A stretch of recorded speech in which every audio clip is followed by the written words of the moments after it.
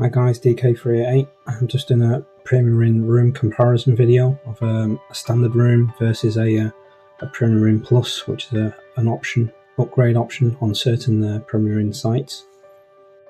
Right, as you walk in, you can immediately tell the standard room is a more older looking with the cherry wood finish compared to the more modern looking dark wangy colour finish of the furniture. Also the carpets are more modern looking with the stripes on just a flat purple in the standard bedroom. And then looking onto the bed, you get in the button headboard with a nice looking uplights, blue LED uplights, and a feature wall colour in grey.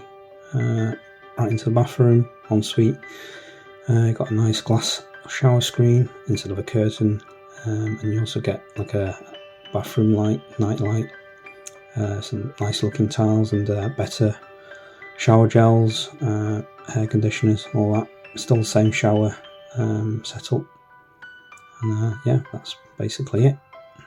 Just the upgrade room in the Premier Plus versus the standard. Thanks for watching.